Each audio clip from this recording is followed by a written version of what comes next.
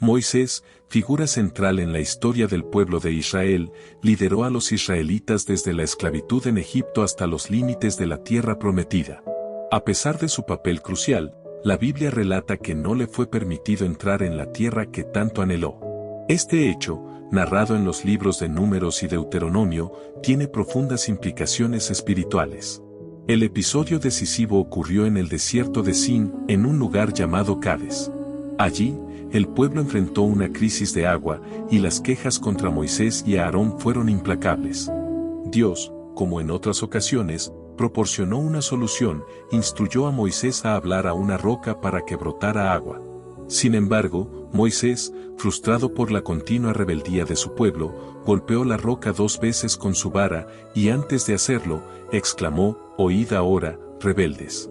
¿Hemos de hacer salir agua de esta roca para vosotros?».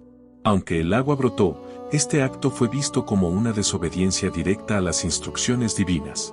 El problema principal fue que Moisés no obedeció específicamente la instrucción de Dios de hablarle a la roca, lo que implicaba una demostración de fe en lugar de un acto físico. Al golpearla, además, Moisés expresó frustración con el pueblo, lo que podía interpretarse como atribuirse el poder del milagro, minimizando la gloria de Dios. En Números 20:12, Dios dice claramente: «Porque no creísteis en mí, para santificarme delante de los hijos de Israel».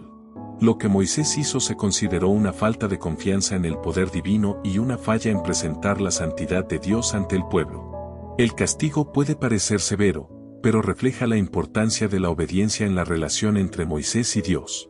En lugar de seguir las instrucciones precisas, Moisés actuó según su frustración, poniendo en peligro el mensaje de confianza en el poder de Dios. Además, sus palabras y acciones podían interpretarse como una atribución del milagro a sí mismo y a Aarón, lo que opacaba la gloria divina. A pesar de este error, Moisés tuvo la oportunidad de ver la tierra prometida desde el monte Nebo antes de morir. Allí, Dios le permitió contemplar lo que había prometido a Abraham, Isaac y Jacob. Moisés murió en Moab, a los 120 años, en plena lucidez y vigor, y fue sepultado por Dios en un lugar desconocido. Pero algo interesante ocurrió con el pueblo de Israel después de la muerte de Moisés. Después de la muerte de Moisés, el liderazgo del pueblo de Israel pasó a Josué, su fiel asistente y sucesor designado por Dios. Este evento marcó un cambio significativo en la historia de los israelitas, ya que Josué fue quien los guió finalmente hacia la conquista de la tierra prometida, cumpliendo la promesa hecha por Dios a Abraham, Isaac y Jacob. Tras cruzar el río Jordán de manera milagrosa, similar a la apertura del Mar Rojo, el pueblo comenzó su campaña militar para tomar posesión de Canaán. La primera gran victoria fue la conquista de Jericó, donde las murallas cayeron después de que el pueblo marchara alrededor de ellas durante 7 días, siguiendo las instrucciones de Dios. Este evento destacó la importancia de la fe y la obediencia a las órdenes divinas. Sin embargo, la entrada a Canaán no estuvo exenta de desafíos. Los israelitas enfrentaron resistencia de las ciudades-estado cananeas y también tuvieron conflictos internos. Es importante aclarar que este resultado no fue solo por las dificultades de guerra, sino también por desobediencia parcial al mandato de Dios de expulsar completamente a los cananeos. Hubo momentos de desobediencia, como el pecado de Acán, quien tomó bienes consagrados durante la conquista, lo que provocó la derrota en una batalla inicial contra la ciudad de Ai. Este incidente subrayó nuevamente la necesidad de confiar en Dios y seguir sus mandatos. Con el tiempo, Josué lideró al pueblo en varias victorias, logrando establecer a las tribus de Israel en diferentes territorios de la tierra. A pesar de esto, no lograron conquistar completamente toda la región ni expulsar a todos los habitantes cananeos, lo que más tarde causaría problemas de idolatría y conflictos culturales. Antes de morir, Josué convocó al pueblo para renovar el pacto con Dios en Siquem. Les recordó las grandes obras de Dios, les exhortó a mantenerse fieles a la alianza y a rechazar la adoración de otros dioses. El pueblo, en ese momento, reafirmó su compromiso con Yahvé. Sin embargo, después de la muerte de Josué, comenzó un periodo de altibajos espirituales y políticos conocido como la Era de los Jueces, donde los israelitas se alejaban frecuentemente de Dios, enfrentando opresión de pueblos vecinos hasta que clamaban por ayuda y Dios levantaba líderes para liberarlos. Es útil resaltar que este ciclo, pecado, opresión, arrepentimiento, liberación. Se narra explícitamente en el libro de Jueces como un patrón recurrente debido a la falta de un liderazgo central y al abandono de la alianza con Dios. Este ciclo marcó el siguiente capítulo en la historia del pueblo de Israel, mostrando tanto la fidelidad de Dios como los desafíos de un pueblo en constante lucha por mantenerse firme en su fe. También es importante resaltar que la entrada a Canaán no fue solo una campaña militar, sino un acto continuo de cumplimiento del pacto de Dios con su pueblo. Josué actuó más como un administrador del pacto que como un conquistador convencional. Mientras los israelitas se establecían en la tierra prometida, el enfoque cambió de la conquista a la construcción de una identidad nacional.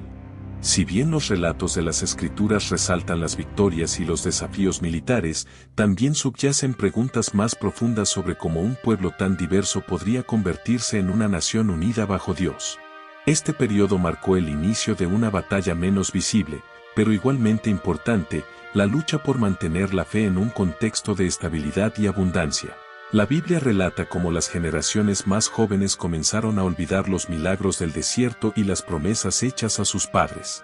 Al encontrarse en un territorio fértil y lleno de riquezas, muchos se sintieron tentados por las costumbres de los pueblos vecinos. La idolatría, aunque representada como un problema espiritual, también simbolizaba un conflicto cultural y político. Para los israelitas, adoptar las prácticas de los cananeos era una forma de ganar aceptación social, alianzas comerciales y estabilidad inmediata, aunque a costa de su relación con Yahvé. Es en este contexto donde emergen figuras que no solo son líderes, sino también profetas y guías espirituales. Débora no solo lideró una batalla, sino que también sirvió como un ejemplo de sabiduría en tiempos de confusión. Gedeón, por otro lado, luchó con su propia inseguridad antes de aceptar su llamado, demostrando que Dios a menudo elige a los más improbables para cumplir su propósito. Incluso los errores de Sansón, con sus impulsos desenfrenados, se convierten en lecciones sobre las consecuencias de vivir fuera de los límites del pacto. Una de las historias menos exploradas, pero profundamente significativa, es la de cómo las tribus debieron aprender a convivir. Cada una tenía su propio territorio, costumbres y perspectivas. Aunque compartían un pacto común, sus diferencias culturales comenzaron a ser evidentes. La unidad no era automática, y las tensiones entre tribus a menudo ponían en riesgo el futuro de la nación. Estas divisiones culminarían más adelante en la separación de los reinos, pero incluso en esta etapa inicial, se vislumbraban desafíos que requerían un liderazgo fuerte. La Biblia también deja entrever un aspecto práctico de la relación entre Dios y su pueblo, la importancia de la memoria colectiva. La construcción de altares conmemorativos, las festividades como la Pascua y los cánticos de victoria no eran meras tradiciones. Eran estrategias divinas para anclar la identidad del pueblo en la obra de Dios. Sin embargo, a medida que los israelitas se alejaban de estas prácticas, el riesgo de perder su identidad se hacía mayor. Un momento particularmente innovador en esta narrativa es la transición de los jueces a la monarquía. Aunque la Biblia enfatiza que este cambio fue una respuesta a las demandas del pueblo, también se puede interpretar como un movimiento estratégico de Dios.